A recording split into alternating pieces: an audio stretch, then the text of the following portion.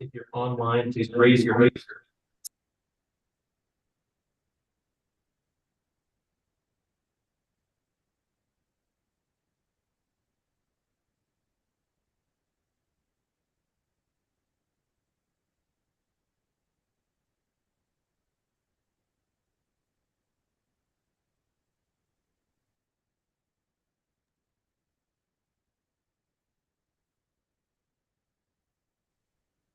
I'm having trouble hearing.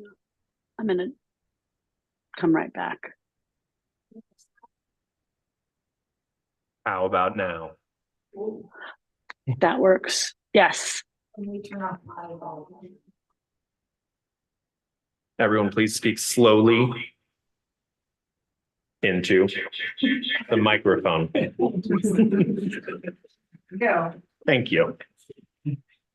With a certain amount of levity, I'm back. Make sure she can still. Allison, thumbs up if you can hear us. Yes. Amazing. Thank you. All right, hearing no public comment, let's move on to an approval of the April minutes.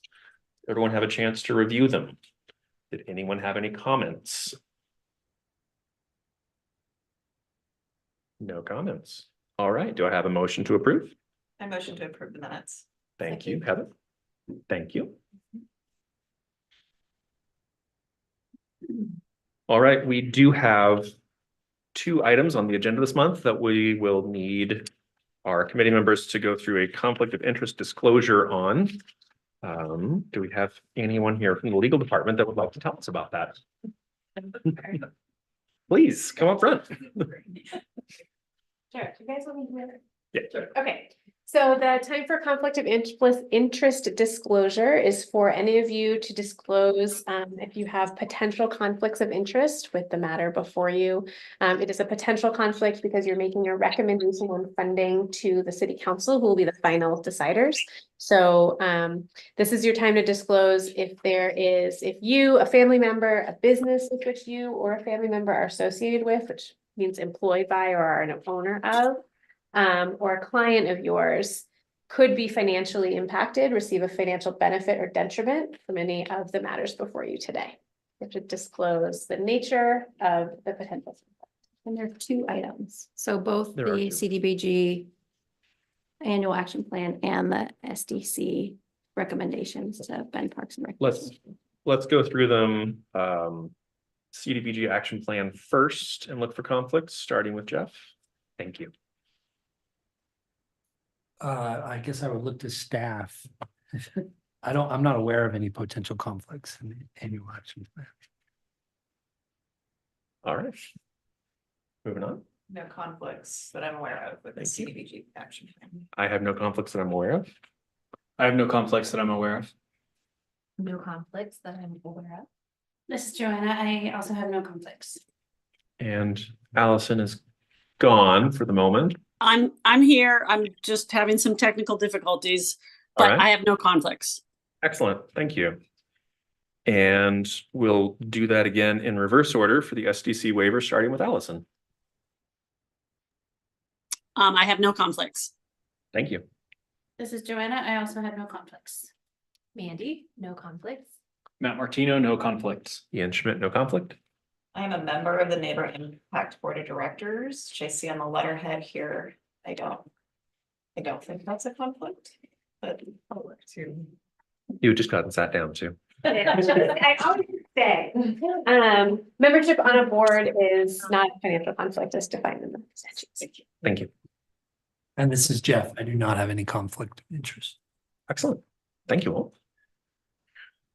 All right, so let's move into the public hearing section on the CDBG annual action plan. I will, without a gavel, note that the public hearing is now open. Actually, Chair, could we just move? It sounds like Melissa, our staff person, might be delayed.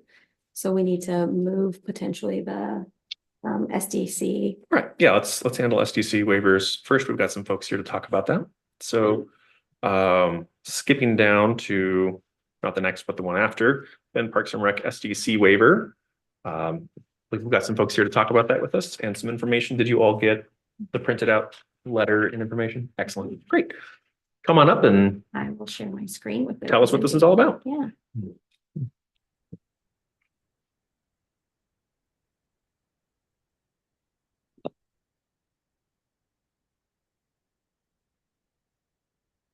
I'm going to introduce myself first. I'm Victoria Franca with Pinnacle Architecture. And this is my client. David Vasquez, Vasquez Painting. And we're working on the project that's going to be put up here pretty soon. It's on a location that's close to the downtown district, business district. I keep confusing those two. And it's for a mixed use building. That's a project for the business, but also that allows low cost housing to be built in an area that's very needing of it. If you could please go to the next one. And David, please interject whenever you feel like it, if you want to. And then, so here we are just showing quickly the overlay. It's in between the railroad tracks, and it's in between railroad tracks and First Street. It is an area that's up and coming. We're hoping that this development is also gonna incentivize the people around us to start making more of these kind of actions. And it's also currently it's a house over there, and what we're proposing is gonna allow for a better use of that parcel, and also, like I mentioned earlier, providing this needed housing. If you go to the next one. The project is run by David that owns the Vasquez Painting, and they've been in Central Oregon since 2017. And through this project, it's not just making sure that his business can operate better and have a better space that they can operate out of, but provide 6 units for low cost housing. Here you can see the rough plans with the 2 shops on the ground floor, and then there's 1 unit on the ground floor that's a type B unit, and then 5 more type B accessible units and 5 more standard studio units above. Basically having this development here would allow for the tenants to have easy accessible, walkable access to the business district, and also for these 2 shops and for the business to grow in a central location of Bend and just have proximity to their business, their projects. And the left side, it's what we're requesting. So we are looking for, as part of the affordable housing incentives, for expedited review, SDC exemptions, and tax exemptions for the units to be able to keep these costs low for the owner. So I'm just gonna give a little staff intro to this as well, because as you were aware, the SDC process changed. And so staff reviews eligibility for SDC exemptions, and Parks is who you make recommendations to for SDC waivers. That still exists. And so that's still the AHAC responsibility. This application originally came to us seeking employer housing. And when we told them employer housing is not eligible for our affordable rental SDC exemptions, they explored doing something different than employer housing and making these units accessible to potentially anyone, but affordable to our community for rental housing. Thank you. Victoria, one question. You're asking for approval of expedited review. Which review or reviews do you have in mind? The planning review and the building department review. Okay. And we have applied for both of them already. And with the planning review, there's some other attached, because to the north of the property, there's an existing right-of-way that gets vacated. That half of it is going to be given to this property, so that's also in review currently. And then there's the right-of-way dedication and improvements too, that's also in review. So basically everything that kind of comes with that planning review, that's part of it. Is that the right of way that goes to the upper lot behind the businesses? Yes. Yeah. Yep. It's next to the Little John. insulation, or it's Little John's back there. Yep. Okay. Yep. Got it. was trying to figure out which one we're talking, the one that we're vacating or the one that we're dedicating. There's like a little storage lot up there. Got it. All right, thank you. So, committee, any questions on the presentation? Looks like Heather. Just to clarify, the city has already. The city waived has, SDs or approved. the city has approved SDC exemptions and the expedited review. And the tax exemptions would have to go in front of all the other taxing districts, so we would help them through that process. And you're satisfied with the plan to offer housing to the community at large? Yes, and that piece also kind of entailed, I think you all have the letter of intent with Neighbor Impact. They've reached out to Neighbor Impact to explore how to income verify their potential tenants. And then we will continue to encourage them to get legal guidance on kind of what those landlord responsibilities will entail as well. Great. Matt, Question for staff, what is our total unit count for parks? Currently sitting? Should have had that prepared. The problem is I'm sharing my screen, and if I hop out of this presentation, Stop sharing. but I just want to make sure that there's nothing more you want to see of the slides while I look that up. Go ahead and keep asking questions and I will check that for you.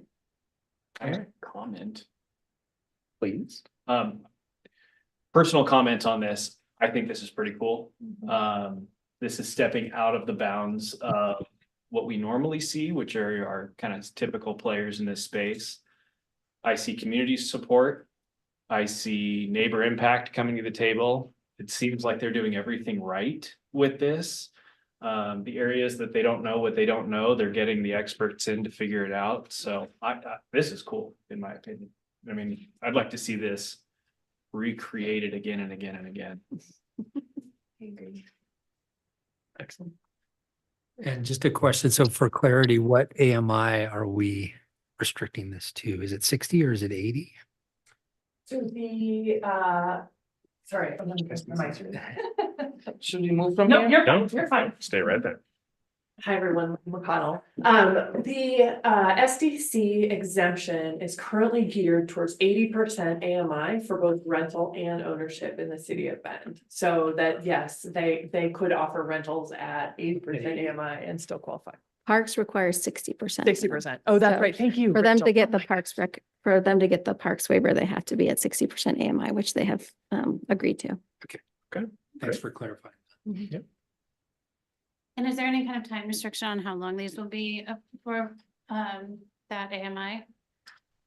Sorry, is my question making sense? Yep. Yes. Parks requires 30 years Uh-huh. and the city of Bend requires 20 years. Thank So at a minimum 30 years if they're going to get that parks SDC exemption. Allison, man, questions? We're just gonna say thanks for doing this. This is really cool. Good idea. All right. Well, hearing no other questions, do we have a motion? I think we were waiting for the number. I mean, Yes, actually, we were. I forgot. It's okay. I have a really good excuse. The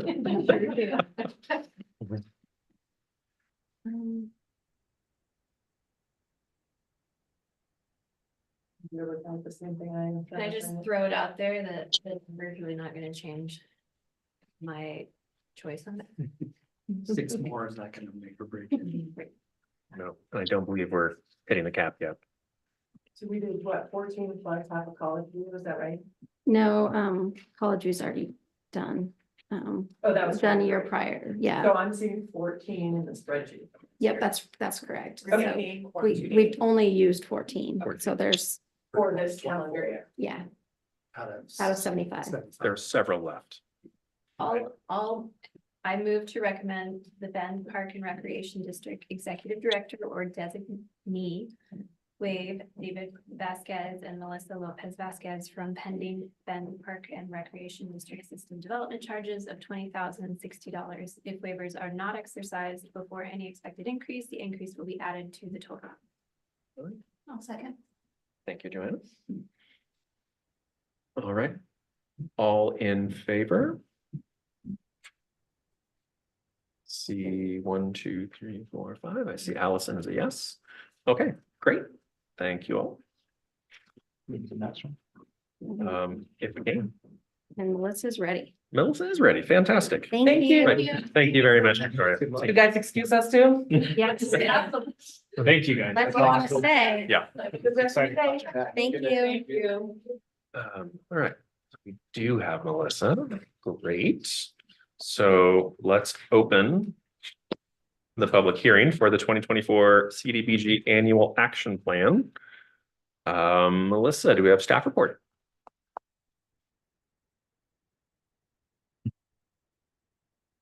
She need to be moved over. Mhm. She keeps denying it. I just.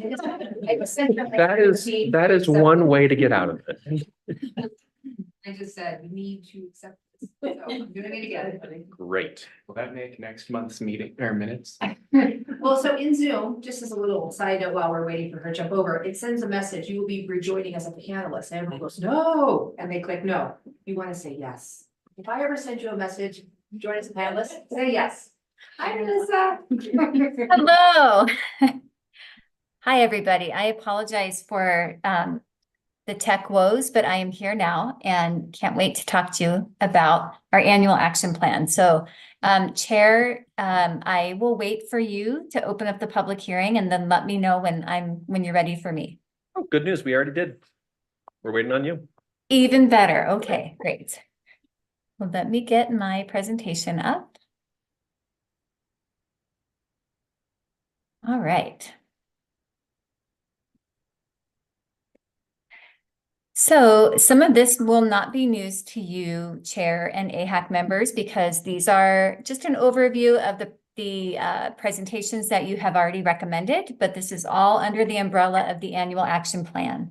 And if you had an opportunity to review the draft action plan that we put together and put out a month ago on our website during public comment period, I do want to make sure that you understand these numbers that we're talking about today will reflect not only the contingency that was recommended in the last meeting, but also will reflect up-to-date award amounts from HUD. We received information yesterday on what our annual allocation will be, and so these numbers may be just slightly different than what was in the draft that you may have already reviewed.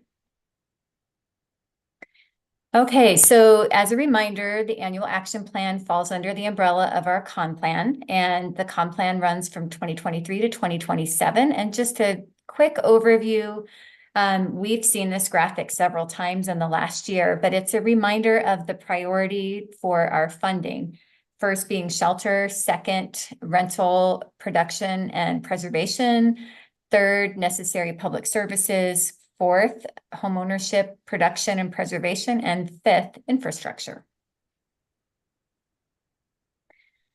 As a refresher, you recommended the following projects to be funded with CDBG, or the HUD Community Development Block Grant funding. You will see amount requested, amount recommended, and the number of persons to be served. Again, if you see a plus sign, that shows that those projects were recommended for contingencies. So any additional project funding or loan payments that come back, those awards will increase to a point. There is a cap for public services, and there would be a cap for habitat as well because of the maximum amount of down payment assistance that each home buyer can have. The first project that you are recommending is Thrive Central Oregon for personnel for 200 households. If you remember, that's for a bilingual outreach advocate that will provide housing and resource navigation services. Secondly, Volunteers in Medicine. They are the public services contingent awardee. So they have applied for funding to support 40 patients with healthcare.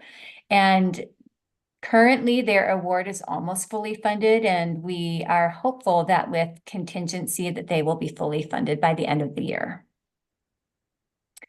J Loft, they received their full you are recommending their full request of $25,000 for serving 25 unaccompanied youth. that are unaccompanied houseless youth.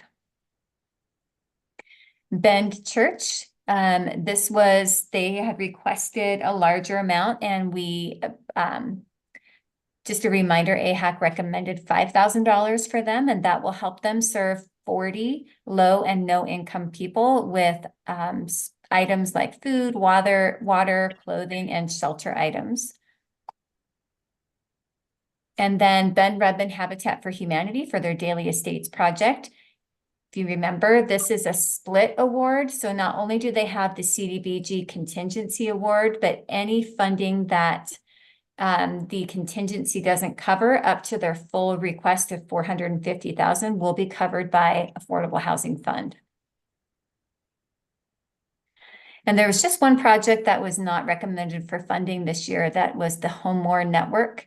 And while their work is admirable and their project is far reaching, AHAC did recommend that they reapply in the future when they have further organizational development. And with that, unless there are any questions, you have the motion before you to proceed and recommend approval of our 24-25 annual action plan. Before anyone moves, we need to We've got some discuss things. and close the public hearing. So first off, I'll say for the committee, any questions or comments from Melissa?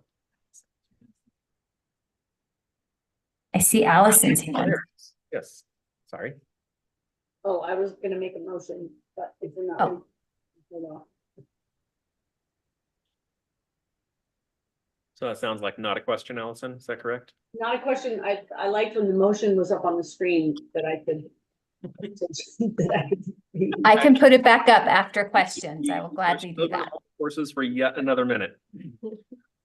Anyone else, questions? All right, public comment. Anyone? There don't seem to be a lot of folks here for public comment in person, but are there folks online listening in that would like to offer public comment? Please use the raise your hand function. See none, hearing about none. All right, I'll at this point close the hearing and ask for any deliberation or a motion.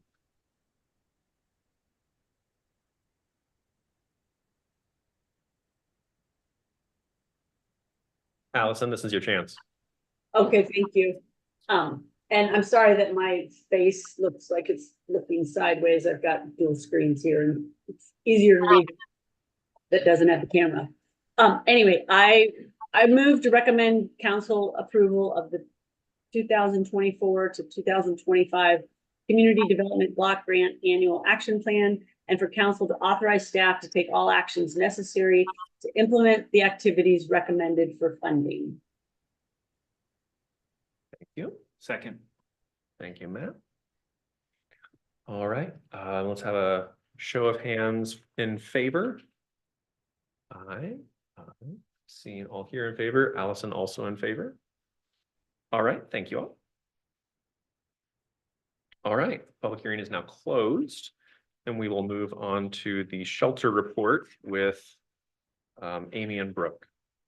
Usually says that. We'll say Brooke and Amy this time.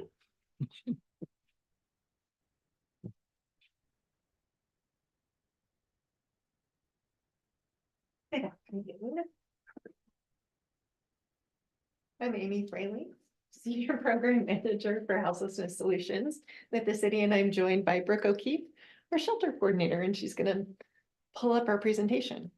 Maybe. If not, I'll act it out. It'll be a hybrid of charades and dance. So Yes. everybody just. I am A lot of glad. dance. Awesome. Yeah, I came back for this one. Yeah. Mostly modern, little ballet, hip hop, all hip hop. All right. Okay. I introduced us. Oh, good. I was not listening. So,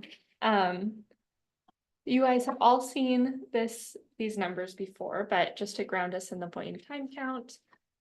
The 2024 PIT count showed that there are 1,811 people experiencing houselessness in Central Oregon on any given night.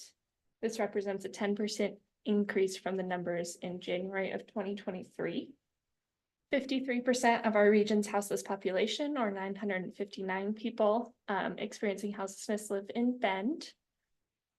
And that represents a 5% decrease in the Bend numbers since 2023. 66% of Central Oregon's houseless population are surviving unsheltered, meaning they're living outside or in another place not meant for human habitation.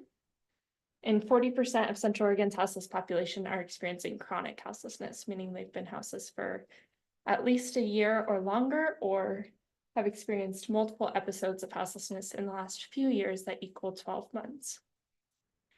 In Bend, we have 523 beds. 216 of these are low barrier, including the Franklin Avenue Shelter, the Lighthouse Navigation Center, and Stepping Stone. And if we're just doing simple math, we know that we are about 436 beds short if every person experiencing houselessness in Bend was willing and able to access those shelter beds. And what we know about those shelter beds that aren't in that 216 that's low barrier is that there is some kind of hybrid mechanism in place, whether it's population specific, like the loft that's just with kids, or Central Oregon Villages that is working with veterans, or there might be some kind of sobriety or background check requirement. And so that 436 is probably significantly higher as far as our need. Moving a little bit away from the pit count, the Franklin Avenue Shelter is celebrating their 1-year anniversary of operations. They opened in late May of 2023. The operator is Shepherd's House, and it's 60 beds of low barrier shelter at the former Rainbow Motel.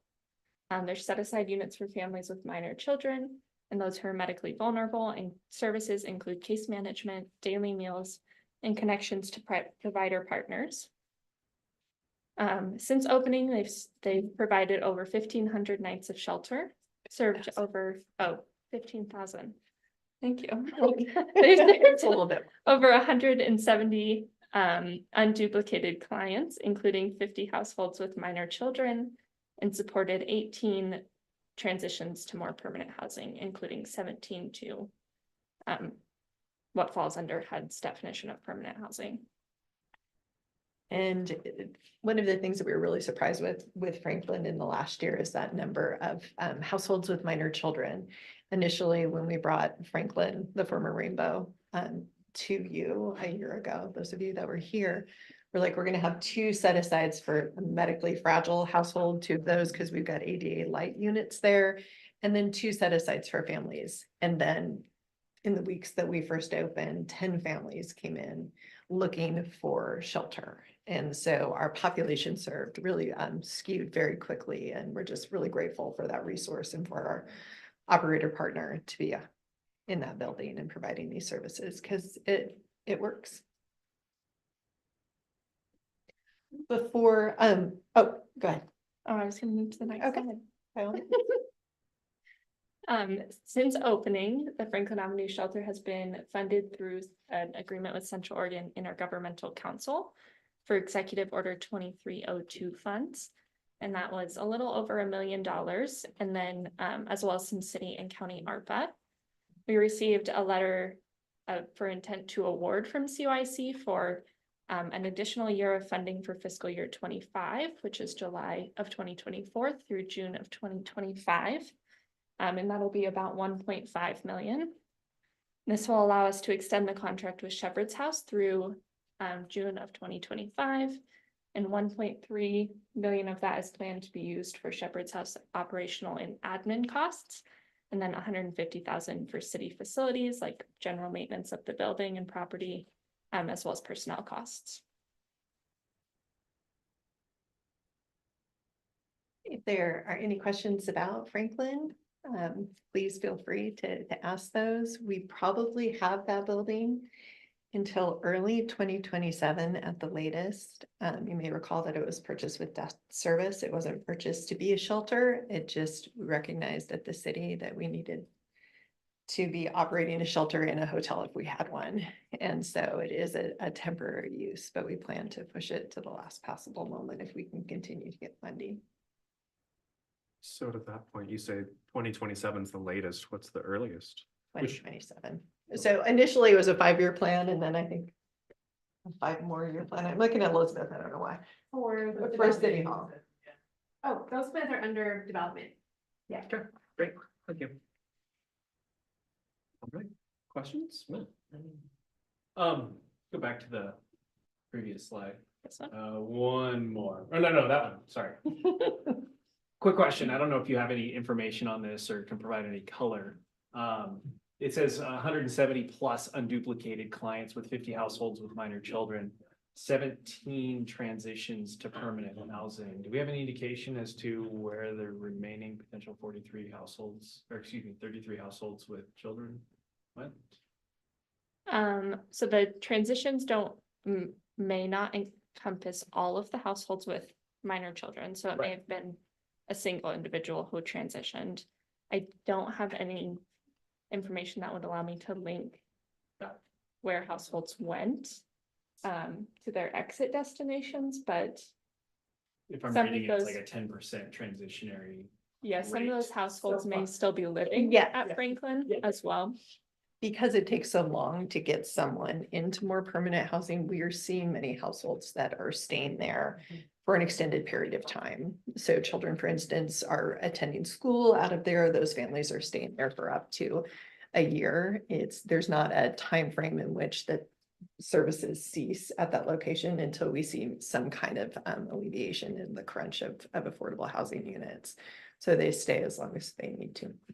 And we may also see households that move from shelter to shelter. So someone that exits Franklin to Stepping Stone or Central Oregon Villages. Thank you. Other questions? With the 2027 deadline looming, what will the city's transition plan look like? For example, will there be any potential residents that would have no place to go? The real answer is yes.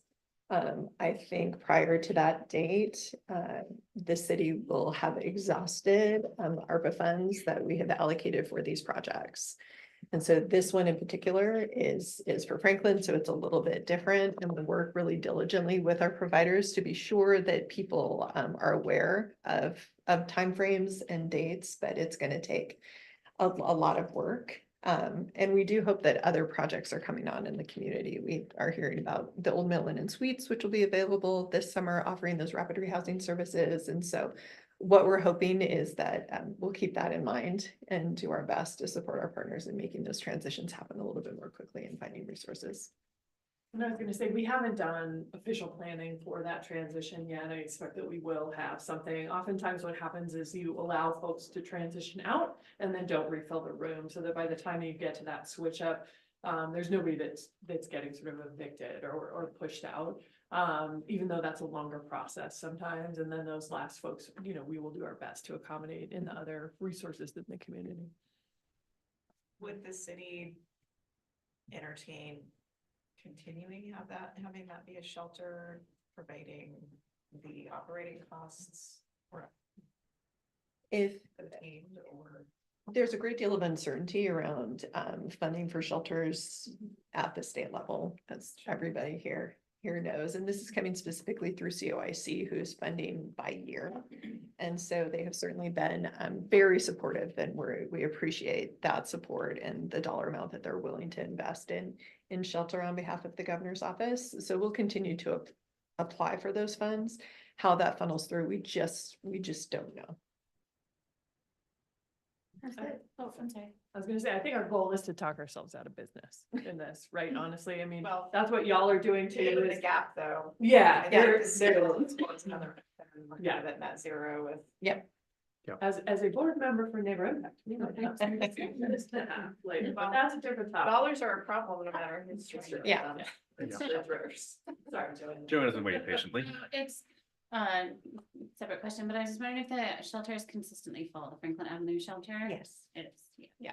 So our low barrier shelters are full. Where we see gaps, and even Central Oregon Villages stays fairly full. State parking stays fairly full. Because even those are high barrier, but they're really working to get people in fairly quickly. And so our shelters stay full. In fact, they're over capacity. I think they're always at 61 beds. Yes. And they're supposed to be at 60, just because they do not like to turn people away. Any other questions on shelter report? Allison? All right. All right. Dr. Greg Colburn is coming to Bend. That is tomorrow. He is the author of Homelessness is a Housing Problem. And it'll be at Open Space Event Studio if people have signed up already. It begins at 7. My understanding is the pre-registration is sold out, but there is a live stream link that we've provided here and Dina will send out for anybody who would like to watch the presentation. And his presentations, he does a really good job and they're incredibly complex. And so I did not try to recreate his book, though I did read it. And it's really a book about cities. And his thesis, along with his writing partner, was that tight housing markets accentuate the vulnerabilities, which, again, spoiler alert, it does. The strongest correlation that they found was that the housing related factors predict the rates of homelessness, and high rents and low vacancy rates are tied directly to houselessness. And this is further exacerbated by cities that lack the housing supply elasticity. And that's particularly true with the West coastal cities when we talk about LA and San Francisco and Seattle, and even a little bit of Portland. The individual vulnerabilities make you more likely to become homeless, but they don't explain the regional variation. And one of the things that I was most struck by was that, contrary to my expectations, the rates of houselessness tend to be lower where the poverty rates are higher. And that made me pause. A lot of the myths that we hear in our own community about drug use and mental illness, or the weather is why people go to LA, or available benefits, the whole idea of houselessness tourism and people are coming to Bend. People want to stay in their communities where they have ties. And we see that over again and over again with the pit, that the people that are experiencing houselessness in our community have lived here for many years. And this is where their support network is. So that is also a myth that he dispels. And also about political context, that the democratic states, which is something we've heard quite often in the last year, is in democratic cities are really where you see this problem.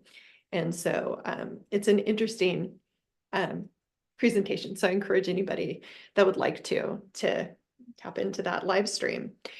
He really highlights that vulnerabilities are a sorting mechanism for that resource, that limited resource. And he uses, and I'm sure many people have already heard this, but the musical chairs analogy. And it's that everybody's played musical chairs. And so 10 friends decide to play, they're walking in a circle, pull one chair away, the music stops, and Mike, who's on crutches, doesn't get a chair. And it's not because of his condition that stopped him from being able to knock his friend out of the way, but it's because there aren't enough chairs, and that houselessness is very similar. And we don't have enough housing, and Mike's vulnerability sorted him from finding a spot. And we're seeing our vulnerable community members just sorted out of housing. So that's what I got. Did you say this was? It's available on live stream? Yes. I unfortunately have a conflict and can't make it. So, Will that link be on the AHAC website? Yeah. Yeah, I think we've heard it'll take a little while to get onto the website, that it might not. But it'll be there. Okay. So when we send out this presentation tonight, or have it available, if I send it to Dina right now, it'll have the link to their webpage for Building a Better Bend. And they've all, they have other speakers coming around the same types of topics. And so it'll be a good place to gather some other resources later in the year too. All right. Questions? All right. Thank you very much. Brooke and Amy. You prefer Brainy? Anybody's interested? I That's dangerous to tell me about that. And now for staff report. My goodness. Short meetings make for lots of sarcasm and fun, huh? So Couple updates for y'all. There has been a ton of work on what we're calling the tree preservation code. And so committee was convened, they've been working on how do we keep our beautiful trees and still allow for development. That work is wrapping up and going to the planning commission on June 10th and to city council on June 20th.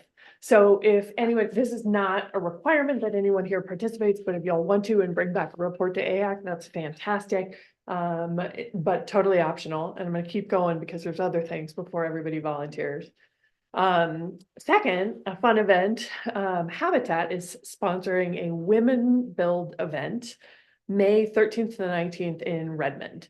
So it's our same Habitat as well, Ben Redmond Habitat for Humanity. You can contact Scott Nordquist or we can send you the invite for that, but it looks super fun fundraiser. Also, the Ben Lapine School District has released an RFP for 2 properties to be surplus for affordable housing. Really exciting for their partnership in this. You all, some of you remember, some of you are new enough that you won't remember. Our former mayor reached out to all of our public sector partners a few years ago and said, this isn't a problem that the city can solve on our own. We need your help. Come to the table, resources, land, etc. And that led to the Simpson parcel coming from the county. For these parcels now coming from the school district. We're working with ODOT, we're working with others and trying to find the resources that we can throughout partners. And this is a really exciting potential. So we'll send that out through the interested parties list if we haven't already, but please keep an eye out and get the word out. Thistle and Nest is having what they're calling a welcome home celebration, which will be on June 10th from 4 to 5. And we can again send that information out too. And that's, I think, in some of the southeast. Oh, I'm looking for Rachel, but southeast properties that you all have funded and supported. Some of you, I always drive by those to get to Costco. I don't know what everybody's route to Costco is, but that's my road. And it just brings me joy every time I drive by and see all these new affordable homes. Pettigrew and Daily Estates. Thank you, Pettigrew and Daily. So, Rachel, do you want to talk about incentives or do you want me to? I'm just gonna let him know what's happening. I can talk. Okay. So I would recommend all of you tune into Bend Council Meetings work session on May 15th. And if you can't watch live, I would ask that you watch the recording. There will be a presentation on housing production incentives for the most part. We're going to talk about some state legislative proposals for middle income property tax exemptions and ADU property tax exemptions. And then another kind of creative idea of what's kind of referred to as site specific property tax exemptions with TIF funding. That's tax increment financing funding. So those 3 proposals will be presented to council and council will weigh whether the city moves forward with those. But I just wanted to put that discussion in front of you to watch so that you learn more about it because it will come back in front of AHAC at our June meeting with more of those details. But we wanted to make sure you were paying attention to the council meeting on May 15th. It's actually the council work session. So that I believe starts at 5 p.m. It's exciting stuff. Keep going. Lots going on. We have not talked at this committee level about growth and how the city grows more sort of on a macro level for a long time. But those discussions are heating up as we have some reports that are coming due over the next number of years that have to do with planning for growth. There's been a lot of state law change around that, which is why we're sort of in this funky pause time, trying to figure out what those laws look like so we don't have to do this work twice. But essentially, we are kicking off some of the external discussion about growth and how we grow in the city of Bend. Starting on May 20th at 1:30 is a council subcommittee. The council subcommittee is quick pause and tangent. Council subcommittees were created because we realized we just did not have the time at council to really discuss and sort of chew on big issues. So it's made up of 3 counselors, not a quorum, who will start working through issues that maybe would give staff and the public a sense of direction before we use all of the time at council. So oftentimes the full council will send it down to subcommittee and then it'll come back up after they chew on it for a while. So that's what subcommittees do. in a very simplified fashion. We will be talking about the growth plan and the next few steps of how Bend may grow on May 20th. That is also going to be, in my opinion, very exciting. So incentives and growth plan both will affect how this group works in the near term, and it's also just a really great opportunity to contribute and think about how we as a community grow and accommodate everyone we need. Can we listen to that or? Yeah, absolutely. So we can send links to all this stuff on the bendoregon.gov webpage. If you go up to the top, it says council meetings, click on that. And then on the left toolbar, there will be a subcommittee link and that'll take you to the meeting. So I will put that in the email too, though. It is really hard to imagine that we are at the point where at some point we may have a new council coming in after November. And that means that it's time to start thinking about council goal setting. Hard to imagine because it feels like we were just here, but wanted to just put it out in the world that more than likely later this summer or early fall, we will convene this committee to talk about where should we go from here with housing? What are your top priorities if you could choose how council focuses their direction so that when they ask us for recommendations, we'll be ready. And you all will have had the discussions to lift up the big topics. So all of this other work, incentives, growth, et cetera, kind of feeds into that. So the more you can participate or watch, the better. But we appreciate that you're volunteers also. Did you want to say anything else on that, Ian, before I move to the last thing? No, I don't think so. That's fine. Okay, do you think, I'd say over the summer, about topics that you all have discussed or would like to discuss that might be good to work on over the next several years? And then we'll have that discussion later this summer. So finally, in the staff report, I think finally, yeah, this is all the notes I have. Finally for me, we are losing our vice chair after next month.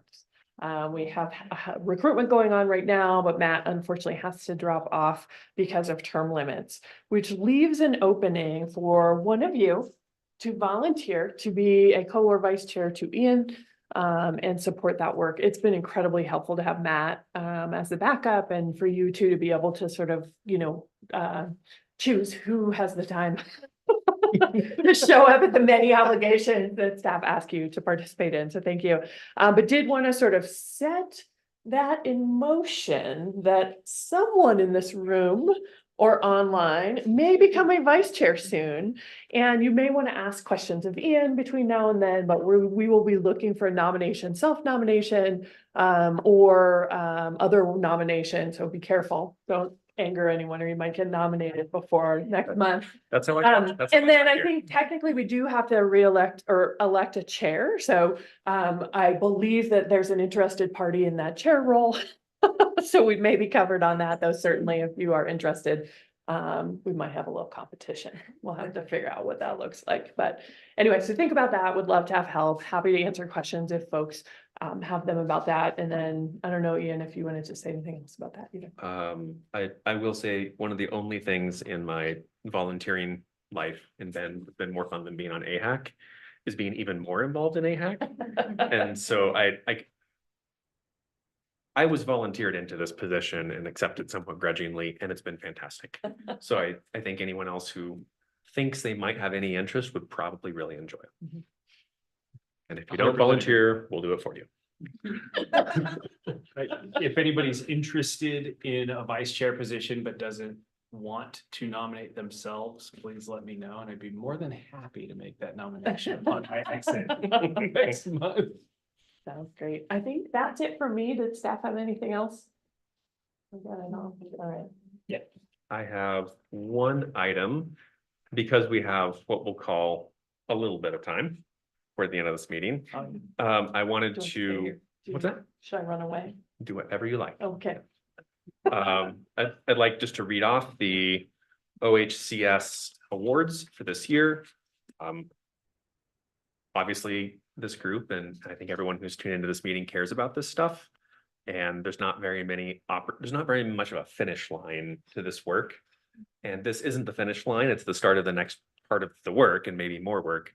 But I want to publicly recognize the folks who put a lot of effort, a lot of themselves into these applications and prevailed and were funded. So Newburgh Area Habitat for Humanity with 2 units in Newburgh. Adams Commons in Sisters with 19 units. Breath of Life in Medford with 38 units. Hope Street Project in Hood River with 4 units. Myrtlewood Way in Gresham with 20 units. Some folks that we work with and very much enjoy working with, Rooted at 19th in Redmond with 22 units. Again, Rooted Homes at Antler in Redmond with 18 units. Southtown 2 in Corvallis with 16 units. Another frequent flyer here, Bend Redmond Habitat for Humanity at Timber Cottages in Redmond, 13 units. And Woodlands and Sisters with the Sisters Habitat of Humanity for 5 units. If you see those folks, if you talk to them, please congratulate them. That is a very difficult application to get through. And every little bit helps, which is why we're all here. So thank you all. Wait, I have one. Wonderful. Great. A while back, Core, who, are they Rooted Homes? They're Rooted Homes. Rooted Homes now, they came to us asking about their loan being changed into a grant. Forgive me if I've completely lost the thread on this. But I remember we asked you for more information, you brought us back more information, but I don't believe we ever came back to that. So there was a request from AHAC members to have them come and present. Okay. They were unavailable to present at this meeting. Okay. Which is why we're so short, actually. Okay. And Wow, right into the bus. are slated to present in June. So we're gonna bring this back to you in June. So perfect Yes. timing. Excellent memory. Thank you. All right. Anyone else before adjournment on the committee? Well, since you gave out some accolades, I don't know if it's been reported to this committee or not, but 9 Peaks Housing Works 9% tax credit application to the state was also awarded in the last month. So that's 45 units of affordable rental housing over on Connors Avenue. Fantastic. And that was affordable housing. I think there's a $900,000 affordable housing loan to acquire the land for that. So yep, that's the big first step that those projects need. Any update on the affordable housing fund for Simpson? That's not needed now? That might be needed for something else? We will know in June. Okay, so then we won't say anything yet. Potentially funds coming back to the city, Okay. potentially. Potentially. Nice chunk. That's called leading the witness and I like it. All right.